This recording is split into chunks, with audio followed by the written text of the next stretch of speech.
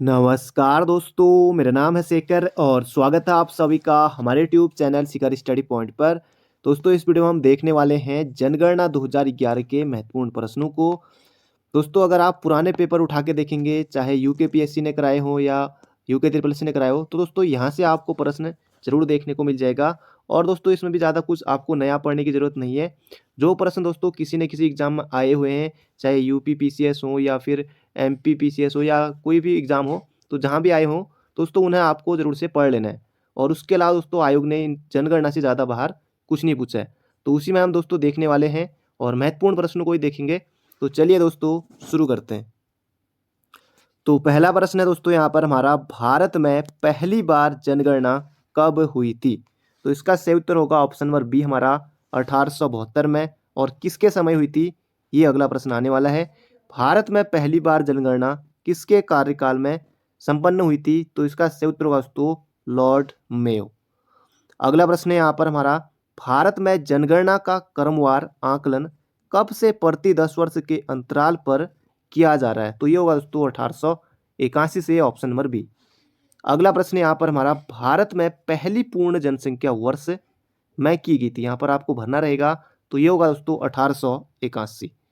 अगला प्रश्न है, जनसंख्या की दृष्टि से विश्व के बड़े देशों में भारत का कौन सा स्थान है? तो ये होगा दोस्तों हमारा ऑप्शन नंबर बी, द्वितीय स्थान है। तो बिल्कुल आपको याद रखना है। अगला प्रश्न है, 2011 की जनगणना के अनुसार भारत की जनसंख्या दोस्तों 121 करोड़, तो ऑप्शन नंबर डी होगा। अगला प्रश्न है, 2011 की जनगणना के अनुसार विश्व की कुल जनसंख्या में भारत की भागीदारी है लगभग कितनी? तो ये हो जाएगा दोस्तों हमारा 17.5%। अगला प्रश्न है, भारत में प्रतिवर्ष किस देश की जनसंख्या के बराबर वृद्धि हो रही? दोस्तों ये हो जाएगा ऑस्ट्रेलिया। अगला प्रश्न है यहाँ पर हमारा, किस वर्ष को भारत के जनसांख्यिकीय इतिहास में वृहद विभाजन का वर्ष कहा जाता है? दोस्तों ये हो जाएगा 1921। याद रखेगा, एग्जाम में फिर से रिपीट हो सकता है। 2011 की जनगणना भारतीय जनगणना इतिहास की कौन सी जनगणना थी? दोस्तों ये हो जाएगा हमारा कौन सी थी, 15वीं थी। 2021 वाली दोस्तों 16वीं। अगला प्रश्न है यहाँ पर हमारा, 2011 की जनगणना स्वतंत्रता प्राप्ति के बाद कौन सी जनगणना थी? तो ये हो जाएगा दोस्तों ऑप्शन नंबर सी हमारा 7वीं। अगला प्रश्न है, जनगणना प्रतिवर्ष दोस्तों 10 वर्षों में होती है। अगला है, 2011 की जनगणना के अनुसार सर्वाधिक जनसंख्या वाला राज्य? दोस्तों ये हो जाएगा हमारा option number C, Uttar Pradesh. अगला प्रश्न है, जनसंख्या के आकार की दृष्टि से भारत का सबसे छोटा राज्य? तो ये जाएगा दोस्तों सिक्किम।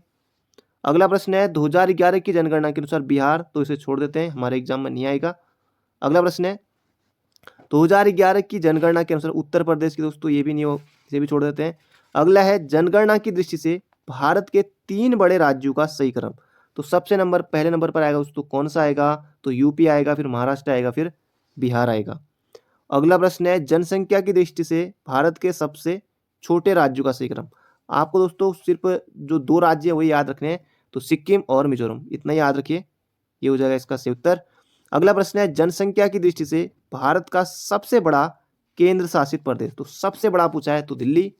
अगला प्रश्न है, सबसे छोटा केंद्र शासित प्रदेश दोस्तों जनसंख्या की दृष्टि से? तो जगह लक्षद्वीप। इतना ही आपको याद रखना है, ज़्यादा आपको कुछ याद यहाँ से नहीं रखना है। बढ़ते हैं अगले प्रश्न पर। अगला है यहाँ पर, राज्यों का जनसंख्या आधार सही क्रम होगा? तो पहले नंबर पर आएगा दोस्तों यूपी, इतना ही याद रखिए। यूपी के बाद कौन सा आएगा? तो यह दोस्तों महाराष्ट्र, बस इतना ही याद रखिए, 2, बाकी इतना आएगा नहीं।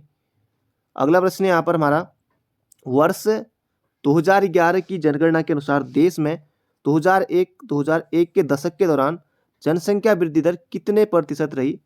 तो दोस्तों ये यहाँ पर पूछा गया है, तो जाएगा दोस्तों 17.7, तो ये याद रखिएगा। अगला प्रश्न है, जनसंख्या वृद्धि दर सर्वाधिक रही 2011 के अनुसार किस राज्य में जनसंख्या वृद्धि दर सर्वाधिक रही? तो ये महत्वपूर्ण हो सकता है आपके लिए, तो मेघालय। तो इसे जरूर याद रखिएगा, जनसंख्या वृद्धि दर सर्वाधिक रही तो मेघालय, तो ये महत्वपूर्ण हो सकता है आपके लिए, तो इसे आपको जरूर से याद रखना है। अगला प्रश्न दोस्तों यहाँ पर हमारा, भारत में सर्वाधिक तेज जनसंख्या वृद्धि दर वाला राज्य यहाँ पर पूछा गया है दोस्तों, ये हो जाएगा मेघालय, इसे जरूर से याद रखिएगा। अगला है, भारत में सबसे मंद जनसंख्या वृद्धि दर वाला? इसे भी आपको जरूर से याद रखना है, क्या पता यहाँ से पूछ लिया आयोग। दोस्तों ये हो जाएगा नागालैंड व केरल। तो 2 याद रखिए, बहुत है। अगला प्रश्न है यहाँ पर हमारा, सर्वाधिक जनसंख्या वृद्धि प्रतिशत में अंकित की गई। तो प्रतिशत में दोस्तों कहाँ अंकित की गई? तो मेघालय और अरुणाचल। तो 2 ही इतना याद रखिए, बहुत है। अगला प्रश्न है यहाँ पर हमारा, जनगणना आंकड़ों के अनुसार निम्नलिखित में से किस राज्य की जनसंख्या वृद्धि दर सबसे कम है? दोस्तों ये भी महत्वपूर्ण हो सकता है, बाकी वही प्रश्न है ये भी। तो ये जाएगा दोस्तों नागालैंड। तो इसे जरूर से याद रखिएगा दोस्तों, वीडियो को अंत तक जरूर देखेगा, काफी महत्वपूर्ण प्रश्न है। अगला प्रश्न है यहाँ पर हमारा, भारत की उच्चतम जनसंख्या वृद्धि दर रही किस दशक में? तो ये हो जाएगा दोस्तों 1960 से 1971। तो ये जगह हमारा 1961 से 1971। तो ऑप्शन नंबर बी। अगला प्रश्न है यहाँ पर हमारा, जनसंख्या सर्वाधिक जनसंख्या वृद्धि दर वाला तो मेघालय राज्य है। एक प्रश्न दोस्तों यही बन गया। तो दूसरे स्थान पर कौन सा है? तो दोस्तों ये यहाँ पर पूछा गया है। तो दोस्तों अरुणाचल प्रदेश। बस इतना याद रखिए, पहले 2। अगला प्रश्न यहाँ पर हमारा, जनसंख्या वृद्धि का प्रमुख कारण नहीं है। तो इनमें से दोस्तों पूछा है, क्या पता इस तरह से पूछ लिया जाए। तो गर्म जलवायु, निर्धनता, अशिक्षा सभी है। तो दोस्तों ऑप्शन नंबर सी, चिकित्सा सुविधा। जनसंख्या घनत्व का अर्थ क्या है? दोस्तों ये यहाँ पर पूछा गया है, जनसंख्या घनत्व। तो ये हो जाएगा दोस्तों प्रति वर्ग किलोमीटर में रहने वाली व्यक्तियों की संख्या। अगला प्रश्न दोस्तों, भारत का औसत जनसंख्या घनत्व प्रति वर्ग किलोमीटर तो 382। सिर्फ इतना याद रखिए, बाकी लंबा चौड़ा आपको कुछ याद नहीं रखना है। तो सिंपल इतना याद रखिए। बाकी उत्तराखंड का कितना है जनघनत्व, ये आपको कमेंट बॉक्स में जरूर से बताना है। अगला प्रश्न है, सबसे अधिक जनसंख्या घनत्व वाला राज्य। अभी दोस्तों जो एपीओ का पेपर हुआ था उसमें ये प्रश्न आया था। बाकी बहुत से प्रश्न दोस्तों ऐसे हैं जो सचिवालय रक्षक में आया था जनगणना, या फिर और जो अभी तक कनिष्ठ सहायक के पेपर हुए इतने, क्योंकि 2011 से दोस्तों जनगणना, उसके बाद से न जाने कितने पेपर हो गए होंगे हर राज्यों में, या हमारे राज्य में, यूपी में, जहाँ भी पेपर होते हैं तो यही प्रश्न आते हैं कुल मिला के। दोस्तों ये हो जाएगा बिहार। तो इसका सही उत्तर था एपीओ में, अभी जो हाल ही में पेपर हुआ था यही प्रश्न वहाँ पर पूछ लिया गया था। अगला प्रश्न है, 2011 की जनगणना के अंतिम आंकड़ों के अनुसार भारत का सबसे कम जनघनत्व। तो सबसे कम भी दोस्तों आपको याद रखना है। तो ये जाएगा अरुणाचल। सबसे ज़्यादा दोस्तों बिहार। अगला प्रश्न है, बिहार का जनघनत्व, ये आपको याद नहीं रखना है। बढ़ते हैं आगे। लिंगानुपात का परिकलन कैसे किया जाता है? तो इसे भी जान लो, एग्जाम में आए ना आए। तो देश में प्रति 1000 पुरुष पर महिलाओं की संख्या, दोस्तों ये हो जाएगा हमारा लिंगानुपात। अगला प्रश्न है, 2011 की जनगणना के अनुसार भारत में प्रति 1000 पुरुषों पर महिलाओं की संख्या कितनी है? तो 943 है। तो ऑप्शन नंबर डी होगा दोस्तों, बिल्कुल ही सही उत्तर। तो बढ़ते हैं अगले प्रश्न की तरफ। और उत्तराखंड का लिंगानुपात कितना है? तो ये आपको कमेंट बॉक्स में जरूर से बताना है। और बाकी यहाँ पर अगला प्रश्न है, स्त्री पुरुष का लिंगानुपात। तो 1943 हो जाएगा, बिल्कुल सही उत्तर। अगला प्रश्न है, भारत के किस राज्य में महिलाओं की संख्या पुरुषों से अधिक है? तो ये हो जाएगा दोस्तों हमारा ऑप्शन नंबर बी, केरल है। अगला प्रश्न है, ये 1901 के अनुसार इसे छोड़ देते हैं, बढ़ते हैं आगे। भारत में सबसे कम लिंगानुपात वाला राज्य। दोस्तों ये प्रश्न आयोग ने पूछा हुआ है। तो इसका सही उत्तर होगा यहाँ पर हमारा हरियाणा। तो इसे आपको बिल्कुल याद रखना है, इसे बिल्कुल रट लीजिए। अगला, राष्ट्रीय जनसंख्या 2011 के अनुसार 6 वर्ष से कम आयु के बच्चों का लिंगानुपात। तो ये भी महत्वपूर्ण प्रश्न है, और इसका सही उत्तर होगा दोस्तों हमारा ऑप्शन नंबर ए, 919 है। बाकी उत्तराखंड का आपको बताना है कमेंट बॉक्स में, क्योंकि ये भी महत्वपूर्ण हो सकता है। तो उत्तराखंड का जरूर से बताइएगा। बाकी उत्तराखंड के लिए दोस्तों हम अलग से देखेंगे। अगला प्रश्न है यहाँ पर हमारा, ये महत्वपूर्ण प्रश्न आ गया यहाँ पर, सन 2011 की जनगणना के अनुसार ग्रामीण जनसंख्या सबसे अधिक अनुपात किस राज्य में? महत्वपूर्ण हो सकता है दोस्तों, किसी एग्जाम में रिपीट हो सकता है। तो इसे याद रखिएगा जरूर से, ये हो जाएगा हिमाचल प्रदेश, अपना पड़ोसी राज्य है। अगला, भारत का सर्वाधिक नगरीकरण वाला राज्य है। तो ये हो जाएगा दोस्तों नगरीकरण, ये हो जाएगा गोवा, फेवरेट जगह। अगला यहाँ पर हमारा 2011 की जनगणना के अनुसार भारत में ग्रामीण जनसंख्या प्रतिशत था। दोस्तों ये महत्वपूर्ण हो सकता है आपके लिए, इसे जरूर से याद रखिएगा। तो 68.8%। बाकी इसे छोड़ देते हैं, इतना लंबा चौड़ा आएगा नहीं। बाकी 10 लाख से अधिक ये भी नहीं। अगला, सबसे अधिक नगरीकृत राज्य कौन सा है? तो नगरीकृत दोस्तों ये हो जाएगा हमारा ऑप्शन नंबर सी, महाराष्ट्र। अगला प्रश्न है, भारत के किस राज्य की नगरीय जनसंख्या का प्रतिशत अधिक है? दोस्तों ये यहाँ पर पूछा गया, ये भी महत्वपूर्ण हो सकता है। तो गोवा हो जाएगा इसका सही उत्तर। अगला प्रश्न है, 2011 की जनगणना के अनुसार भारत की कुल जनसंख्या में नगरीय जनसंख्या का प्रतिशत कितना है? दोस्तों ये महत्वपूर्ण हो सकता है आपके लिए, इसे आपको जरूर से याद रखना है। तो ये हो जाएगा दोस्तों 31.2%। जरूर से याद रख लीजिएगा, किसी एग्जाम में टपक सकता है ये प्रश्न। अगला प्रश्न है, सर्वाधिक अनुसूचित जनजाति आबादी संकेंद्रित है? तो दोस्तों ये यहाँ पर पूछा गया है और इसका जो दोस्तों सही उत्तर होगा हमारा मध्य प्रदेश। सचिवालय रक्षक में दोस्तों ये प्रश्न आया था। अगला प्रश्न है, अनुसूचित जनजातियों के लोगों का प्रतिशत सबसे अधिक है? तो ये आपको बिल्कुल याद रखना है, ये भी महत्वपूर्ण हो सकता है। तो मिजोरम। अनुसूचित जनजाति आबादी पूछा है तो एमपी, और प्रतिशत पूछा है दोस्तों मिजोरम। तो अंतर है, गलती हो सकती है एग्जाम में, तो इसलिए आपको याद रखना होगा ये। अगला प्रश्न है यहाँ पर हमारा, अनुसूचित जनजाति के लोगों का प्रतिशत सर्वाधिक है? तो ये भी देख लेते हैं। तो इसमें हो जाएगा दोस्तों पंजाब, ऑप्शन नंबर डी। अनुसूचित जाति, सॉरी जनजाति पढ़ दिया मैंने, अनुसूचित जाति यानी कि एससी का पूछा है, तो ये महत्वपूर्ण है। अगला प्रश्न है यहाँ पर हमारा, अनुसूचित जाति की सर्वाधिक संख्या? तो यूपी में 20 करोड़ है, तो वहीं ज़्यादा होंगे। अगला प्रश्न है, अनुसूचित जनजाति की जनसंख्या सर्वाधिक है? अनुसूचित जनजाति, तो ये जाएगा दोस्तों ऑप्शन नंबर डी हमारा। अभी हमने देखा था कौन, एमपी, यही आया था सचिवालय में। अगला प्रश्न है, इसे छोड़ देते हैं, बढ़ते हैं आगे। यहाँ पर है, कुल जनसंख्या में अनुसूचित जनजातियों का उच्चतम अनुपात है? तो ये भी अच्छा प्रश्न है, जो जाएगा दोस्तों लक्षद्वीप, याद रखिएगा। तो बढ़ते हैं दोस्तों आगे, और वीडियो को अंत तक जरूर देखिएगा। और अभी तक आपने लाइक नहीं किया तो एक लाइक आपको जरूर से करना है। अगला, भारत में प्रभावित साक्षरता दर की गणना की जाती है? तो ये जाएगा दोस्तों 7 वर्ष से ऊपर की जो जनसंख्या है उनकी। अगला, साक्षरता बताने की भारत की 2011 के अनुसार? ये हो जाएगा दोस्तों ऑप्शन नंबर बी हमारा, बिल्कुल सही उत्तर है। अगला प्रश्न है यहाँ पर हमारा, ये वाला प्रश्न दोस्तों, जो यहाँ पर जो वाला प्रश्न देख रहे हैं आप 93 वाला, ये दोस्तों यूकेपीएससी ने जो एसीएफ का पेपर हुआ था ना, उसमें ये प्रश्न आया हुआ था, यही वाला प्रश्न था। बाकी आपको कुछ नया पढ़ने की जरूरत नहीं है, बाकी जो लूसेंट में है बाकी आप उन्हें कर लेते तो हो जाएगा। तो ये वाला प्रश्न है, राज्य 2011 की जनगणना के अनुसार कौन सा राज्य साक्षरता के राष्ट्रीय औसत से नीचे है? पश्चिम बंगाल, उड़ीसा, गुजरात या महाराष्ट्र? तो ये जाएगा दोस्तों उड़ीसा। तो यही प्रश्न आया हुआ था। बाकी बहुत से प्रश्न ऐसे हैं जो मिल जाएंगे आपको। अगला प्रश्न है, राज्यों में किसमें साक्षरता दर सबसे कम थी 2011 के अनुसार? तो ये हो जाएगा दोस्तों हमारा, कौन सा होगा, ऑप्शन नंबर बी होगा दोस्तों, बिल्कुल सही उत्तर, बिहार। साक्षरता दर सर्वाधिक है दोस्तों, ये हो जाएगा केरल। केरल ऑप्शन में ना हो, यूकेपीएससी ने पूछा था कि केरल ऑप्शन में नहीं दिया था, तो इनमें से दोस्तों कौन सा होगा फिर? तो फिर आपको मिजोरम की तरफ जाना है, तो केरल ऑप्शन में ना मिले। तो महिलाओं की पूछा हुआ है यहाँ पर कि महिला साक्षरता दर सबसे कम है, ये भी अच्छा क्वेश्चन है, बन सकता है किसी एग्जाम में, तो बिहार। अगला प्रश्न है, केंद्र शासित प्रदेशों में किसकी साक्षरता दर उच्चतम है? दोस्तों ये भी अच्छा प्रश्न है। तो उच्चतम पूछा है तो दोस्तों लक्षद्वीप हो जाएगा, बिल्कुल आप लगा सकते हैं। महिला साक्षरता का प्रतिशत सर्वाधिक है? महिला साक्षरता का प्रतिशत सर्वाधिक है दोस्तों केरल, बिल्कुल आसान है। अगला प्रश्न है यहाँ पर हमारा, भारत के सर्वाधिक साक्षर राज्य? तो मिजोरम और केरल और मिजोरम। बढ़ते दोस्तों आगे। बाकी लिंगानुपात पूछा गया है, तो 943 याद रखिएगा, 1000 पुरुषों पर 943 महिलाएं। बाकी उत्तराखंड का आपको बताना है कमेंट बॉक्स में, तो जरूर से बताइएगा। दोस्तों अगर आपने अभी तक वीडियो को लाइक नहीं किया तो एक लाइक जरूर से कर दीजिए।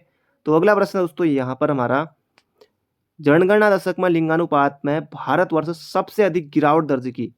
बिल्कुल नया प्रश्न है, एग्जाम में भी पूछा जा चुका है, तो बिल्कुल आपको इसे याद रखना होगा। तो 1961-71, तो वही प्रश्न है, आ चुका है एग्जाम में।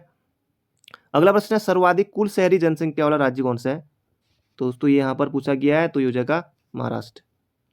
अगला प्रश्न है, कौन सा राज्य संघ शासित क्षेत्र जिसमें कोई भी अभिज्ञात जनजाति समुदाय नहीं रहता है? किस राज्य में कोई भी इस तरह का जो अभिज्ञात जनजाति समुदाय नहीं रहता है?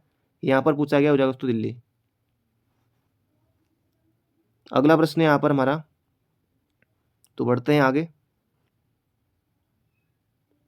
2011 के अनुसार किसकी जनसंख्या न्यूनतम थी? वही प्रश्न है, शुरुआत में भी हम इसे देख चुके हैं, तो फिर भी एक बार जान लेते हैं। तो हो जाएगा केरल, सॉरी केरल कह रहा हूँ, Sikkim, option number A, Kerala की तो साक्षरता है। अगला प्रश्न है यहाँ पर हमारा, भारत के निम्नलिखित राज्यों में से किस एक का जनसंख्या घनत्व सबसे कम है? तो महत्वपूर्ण प्रश्न दोस्तों ये हो जाएगा अरुणाचल प्रदेश, याद रखेगा, बन सकता है किसी एग्जाम में। अगला प्रश्न यहाँ पर हमारा, ये भी महत्वपूर्ण प्रश्न है, कुल जनसंख्या में ग्रामीण जनसंख्या की प्रतिशतता सर्वोच्च है? दोस्तों ये हो जाएगा हिमाचल प्रदेश, तो ऑप्शन नंबर ए होगा, याद रखेगा, एग्जाम में टपक सकता है ये प्रश्न भी। अगला प्रश्न है यहाँ पर हमारा, भारत की राष्ट्रीय जनसंख्या नीति 2000 तो पहला प्रश्न तो आपको ये याद रखना है कि भारत की राष्ट्रीय जनसंख्या नीति ये 2000 के अनुसार निम्नलिखित में से किस एक वर्ष तक जनसंख्या स्थिरता प्राप्त करने का दीर्घावधि लक्ष्य है। दोस्तों ये उस समय रखा गया था दोस्तों, इसका हो जाएगा ऑप्शन नंबर सी हमारा 127, पर दोस्तों अब 2070 तक कर दिया गया, ये नहीं होगा। अगला प्रश्न यहाँ पर हमारा, अगला प्रश्न है भारत में अधिकतम एवं न्यूनतम जनघनत्व वाले, तो इसे इसे दोस्तों हम देख ही चुके हैं, अधिकतम और न्यूनतम जनघनत्व। तो न्यूनतम दोस्तों किसमें होगा, अरुणाचल में, अधिकतम होगा बिहार में, तो ये हो जाएगा ऑप्शन नंबर बी। तो याद रखिएगा, बन सकता है एग्जाम में। अगला प्रश्न है भारत में सबसे योजनाबद्ध बसा शहर कौन सा है, किसे बसाया गया योजनाबद्ध तरीके से, दोस्तों चंडीगढ़।